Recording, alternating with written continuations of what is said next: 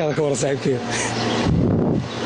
والله هرتا meel lagu kulmo meeshii ugu wanaagsan ku kulannay ما شاء الله laakiin waxyaabaha aniga inta iga keenaya waxa kamid ah anigoo habeen hore asla hadalnay aad dhahdayniyo meeshaan hadii ay imaanay muumaleenay sanadka soo socda imaan doona waxaan rabaa inaan ciyaarta Liverpool iyo Manchester United garoonka aan ku fiirsado macnaha waxaan ku kala tagnay si caadi ah qof iigu sheekeynay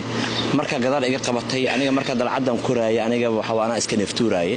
dibaan ku qabay waxa dayaasiima ku dhibooyo oo gadaal ka qabto gadaal ku jiidayo si hadana ma ku kaseenay ciyaartan marka horteeda soo istaagay oo yaa ahay aan dhahay oo adigii aan ku arkay qofku si qabanay dhaxda u jeed wadnihii dhanaaba afka ii soo garno qofku waana xawlaan markuu dhaanay waxa u leeyahay ciyaar laakiin maanta aan run iigu imaadabo farax ku dhigay horta soo dhawo wallahi ma fileenin waa brandkii ugu xubin nolosheeda lagu sameeyo xataa waa dadka oo youtuberada waxa la isku sheegi jiray xoogaa la ilaaha u jeedo